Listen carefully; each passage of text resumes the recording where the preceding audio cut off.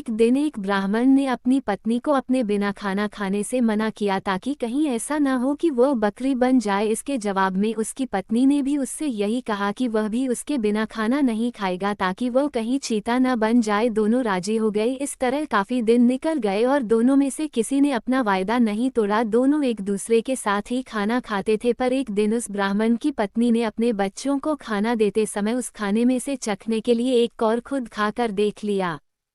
उस समय क्योंकि उसका पति वहां था नहीं, सो उसकी पत्नी तुरंत ही एक बकरी बन गई। जब वह ब्राह्मण घर आया तो उसने देखा कि एक बकरी उसके घर के चारों तरफ घूम रही है। यह देखकर वह बहुत दुखी हुआ क्योंकि वह तुरंत ही जान गया कि वह बकरी और कोई नहीं बल्कि उसकी अपनी प्यारी पत्नी थी। उसने उसको अपने घर के आंगन में बांध दिया और उसकी बड़ी सावधानी से सेवा करने लगा। कुछ साल बाद उसने दूसरी शादी कर ली, पर उसकी दूसरी पत्नी उसकी पहली पत्नी के बच्चों के साथ बिल्कुल भी अच्छा व्यवहार नहीं करती थी। वह तो उनको खाना भी बहुत कम देती थी। वे बच्चे बेचारे बहुत परेशान रहते थे।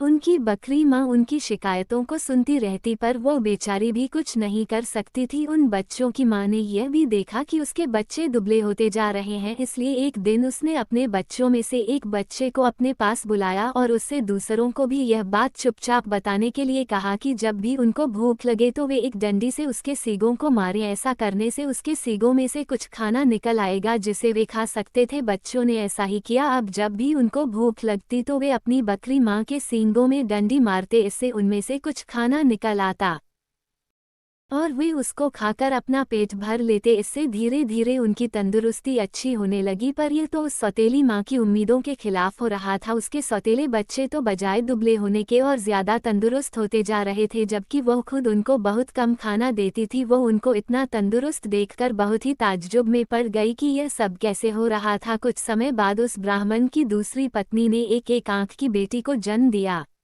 वह अपनी उस कानी बेटी को बहुत प्यार करती थी और उसकी किसी भी जरूरत को तुरंत ही पूरा करने को तैयार रहती थी, जिसको वह समझती थी कि वो उसको चाहिए। कुछ दिनों बाद जब वह लड़की काफी बड़ी हो गई, चलने फिरने लगी, बोलने चालने लगी, अच्छी तरह बात करने लगी, तो उसकी माँ उसको दूसरे बच्चों के साथ बाहर खेलने के लिए भेजने लगी। उसने उसको यह भी कहा कि वह अपने बड़े भाई बहनों पर निगाह रखे कि वे कब और कैसे खाते पीते हैं। लड़की ने कहा ठीक है। वो लड़की उनके साथ सारे दिन रही और उसने वह सब कुछ देखा जो उनके साथ हुआ। यह सुनकर कि बकरी उसके सौतेले बच्चों को खाना दे रही थी, वह दूसरी पत्नी बहुत गुस्सा हुई। उसने तय कर लिया कि वह उस बकरी को जल्दी से जल्दी मरवा देगी। एक दिन उसने बहाना किया कि वो बहुत बीमार है और अपने इलाज के लिए एक हकीम को बुलवाया। उसने उस हकीम को रिश्वत दी और कहा कि वो उसके लिए दवा के तौर पर बकरी का मांस खाने के लिए बताए। उस हकीम ने ऐसा ही किया। ब्राह्मण अपनी पत्नी की बीमारी के लिए बहुत चिंतित था और हालांकि वह बकरी को बिल्कुल मारना नहीं चाहता था, फिर भी वह अपनी दूसरी पत्नी को ठीक करने के लिए उस बकरी को मारने को लिए तैयार हो गया। पर यह सुनकर उसकी पहली पत्नी के छोटे छोटे बच्चे बहुत रोए। वे बहुत दुखी होकर अपनी बकरी माँ के पास गए और उसको जाकर सब बताया।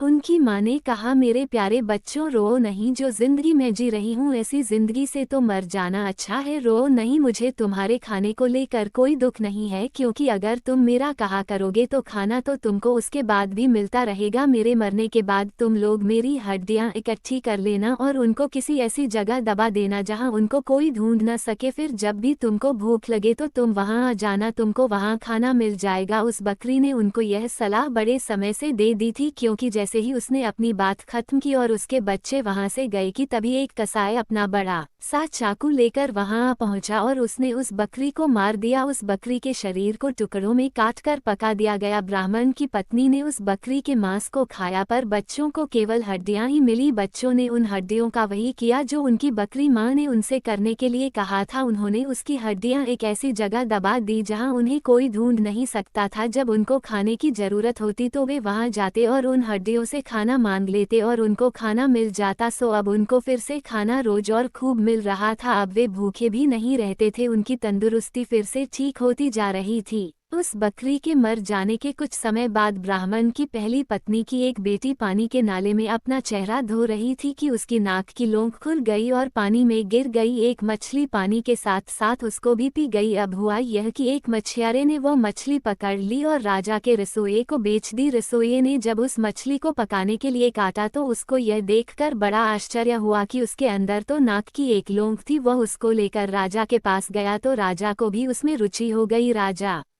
ने अपने राज्य में यह मुनादी पिटवा दी कि जिस किसी की भी नाक की लोंग खो गई हो वह उसको राजा से आकर ले जाए। कुछ ही दिनों में उस लड़की का भाई राजा के पास आया और बोला कि वह नाक की लोंग उसकी बहन की थी। उसकी यह नाक की लोंग उसका चेहरा धोते समय नाले में गिर पड़ी थी। राजा ने उस लड़की को बुलाया तो वह उसकी सुंदरता और अच्छा व्यवहार देखकर इतना प्रभावित हुआ कि उसने उससे शादी कर ली और उसके परिवार की भी खूब सहायता की। आपका कीमती समय देने के लिए शुक्रिया। अगर आपको यह कहानी अच्छी लगी हो तो इस चैनल को सब्सक्राइब कर लीजिए ताकि आपको कहानी का अपडेट मिलता रहेगा।